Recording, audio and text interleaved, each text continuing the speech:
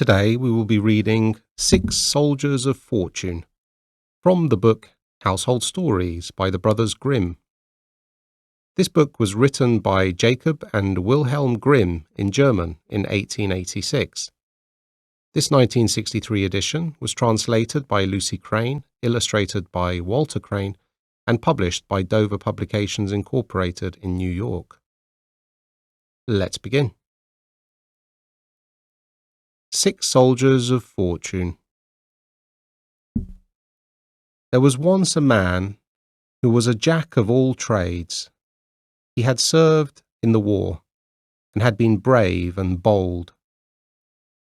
But at the end of it, he was sent about his business with 3 farthings and his discharge. "I am not going to stand this," said he. "Wait till I find the right man to help me, and the king shall give me all the treasures of his kingdom before he has done with me."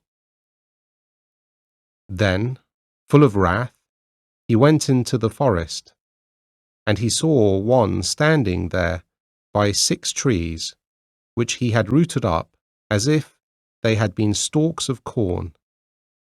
And he said to him, "Will you be my man and come along with me?" "All right," answered he. "I must just take this bit of wood home to my father and mother." And taking one of the trees, he bound it round the other 5, and putting the faggot on his shoulder, he carried it off. Then soon coming back, he went along with his leader, who said, "2 such as we can stand against the whole world." And when they had gone on a little while, they came to a huntsman who was kneeling on one knee and taking careful aim with his rifle. "Huntsman," said the leader, "what are you aiming at?" "2 miles from here," answered he, "there sits a fly on the bough of an oak tree. I mean to put a bullet into its left eye." "Oh, come along with me," said the leader. "3 of us together can stand against the world." The huntsman was quite willing to go with him, and so they went on till they came to 7 windmills, whose sails were going round briskly, and yet there was no wind blowing from any quarter, and not a leaf stirred. "Well," said the leader, "I cannot think what ails the windmills. Turning without wind." And he went on with his followers about 2 miles farther, and then they came to a man sitting in a tree, holding one nostril and blowing with the other. "Now then," said the leader, "what are you doing up there?" "2 miles from here," answered he, "there are 7 windmills. I am blowing, and they are going round." "Oh, go with me," cried the leader. 4 of us together can stand against the world." So the blower got down and went with them, and after a time they came to a man standing on one leg, and the other had been taken off and was lying near him. "You seem to have got a handy way of resting yourself," said the leader to the man. "I am a runner," answered he, "and in order to keep myself from going too fast, I have taken off a leg. For when I run with both, I go faster than a bird can fly." "Oh, go with me," cried the leader. 5 of us together may well stand against the world." So he went with them all together, and it was not long before they met a man with a little hat on, and he wore it just over one ear. "Manners, manners," said the leader. "With your hat like that, you look like a jack-fool." "I dare not put it straight," answered the other. "If I did, there would be such a terrible frost that the very birds would be frozen and fall dead from the sky to the ground." "Oh, come with me," said the leader. "We 6 together may well stand against the whole world." So the 6 went on until they came to a town where the king had caused it to be made known that whosoever would run a race with his daughter and win, it might become her husband, but that whoever lost must lose his head into the bargain. And the leader came forward and said one of his men should run for him. "Then," said the king, "his life too must be put in pledge, and if he fails, his head and yours too must fall." When this was quite settled and agreed upon, the leader called the runner and strapped his second leg onto him.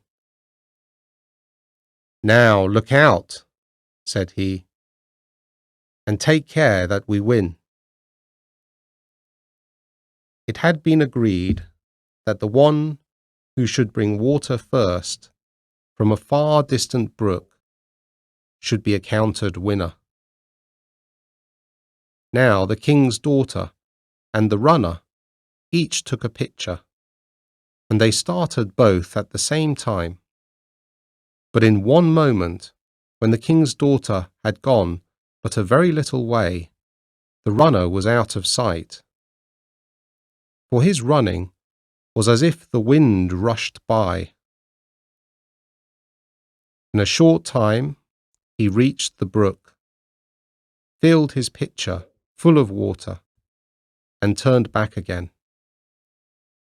About halfway home, however, he was overcome with weariness, and, setting down his pitcher, he lay down on the ground to sleep.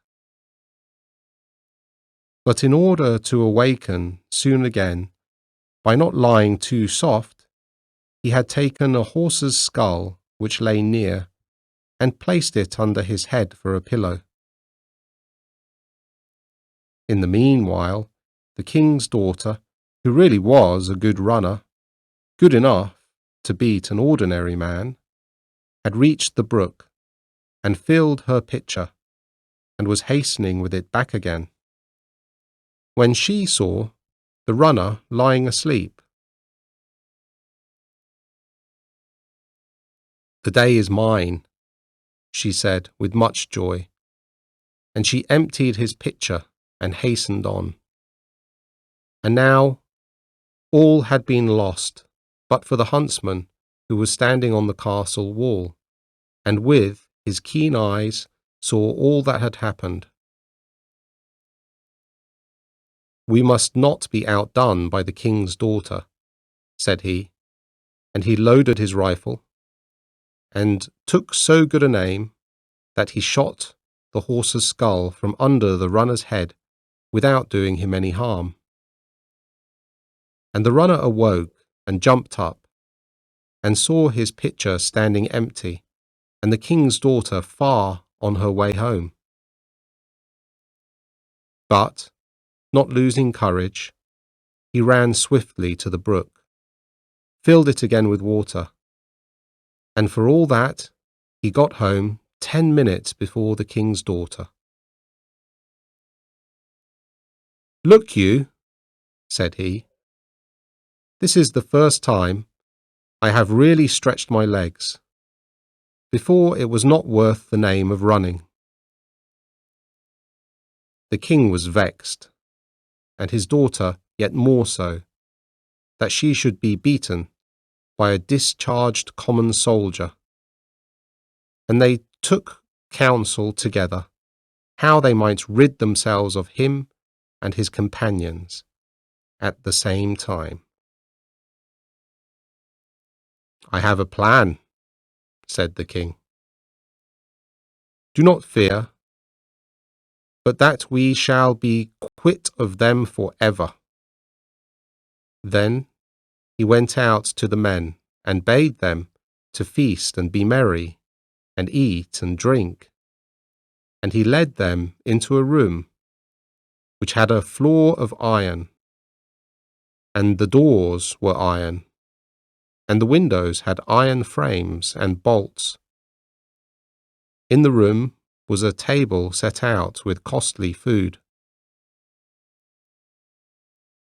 "Now go in there and make yourselves comfortable," said the king. And when they had gone in, he had the door locked and bolted. Then he called the cook and told him to make a big fire underneath the room, so that the iron floor of it should be red hot. And the cook did so, and the 6 men began to feel the room growing very warm, by reason, as they thought at first, of the good dinner. But as the heat grew greater and greater, and they found the doors and windows fastened, they began to think it was an evil plan of the king's to suffocate them. "He shall not succeed, however," said the man with the little hat. "I will bring on a frost that shall make the fire feel ashamed of itself and creep out of the way." So he set his hat straight on his head, and immediately there came such a frost that all the heat passed away, and the food froze in the dishes. After an hour or 2 had passed, and the king thought they must have all perished in the heat, he caused the door to be opened, and went himself to see how they fared.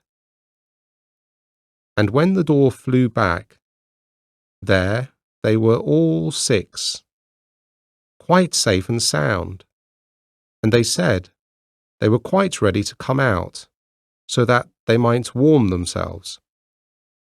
For the great cold of that room had caused the food to freeze in the dishes. Full of wrath, the king went to the cook and scolded him, and asked why he had not done as he was ordered. "It is hot enough there. You may see for yourself," answered the cook. And the king looked and saw an immense fire burning underneath the room of iron, and he began to think that the 6 men were not to be got rid of in that way. And he thought of a new plan by which it might be managed. So he sent for the leader and said to him, "If you will give up your right to my daughter and take gold instead, you may have as much as you like." "Certainly, my lord king," answered the man. "Let me have as much gold as my servant can carry, and I give up all claim to your daughter." And the king agreed that he should come again in a fortnight to fetch the gold. And the man then called together all the tailors in the kingdom, and set them to work to make a sack, and it took them a fortnight. And when it was ready, the strong man who had been found rooting up trees took it on his shoulder and went to the king. "Who is this immense fellow carrying on his shoulder a bundle of stuff as big as a house?" cried the king, terrified to think how much gold he would carry off. And a ton of gold was dragged in by 16 strong men. But he put it all into the sack with one hand, saying, "Why don't you fetch me some more? This hardly covers the bottom." So the king bade them fetch by degrees the whole of his treasure, and even then the sack was not half full. "Bring more," cried the man. "These few scraps go no way at all." Then, at last, 7,000 wagons laden with gold collected through the whole kingdom were driven up, and he threw them in his sack, oxen and all. "I will not look too closely," said he, "but take what I can get, so long as the sack is full." And when all was put in, there was still plenty of room. "I must make an end of this," he said. "If it is not full, it is so much easier to tie up." And he hoisted it on his back and went off with his comrades. When the king saw all the wealth of his realm carried off by a single man, he was full of wrath, and he bade his cavalry mount and follow after the 6 men, and take the sack away from the strong man. 2 regiments were soon upon them, and called them to consider themselves prisoners, and to deliver up the sack, or be cut in pieces. "Prisoners, say you?" said the man who could blow. "Suppose you first have a little dance together in the air." And holding one nostril and blowing through the other, he sent the regiments flying head over heels, over the hills and far away. But a sergeant who had 9 wounds and was a brave fellow begged not to be put to so much shame. And the blower let him down easily, so that he came to no harm. And he bade him go to the king and tell him that whatever regiments he liked to send more should be blown away just the same. And the king, when he got the message, said, "Let the fellows be. They have some right on their side." So the 6 comrades carried home their treasure, divided it among them, and lived contented till they died. The end.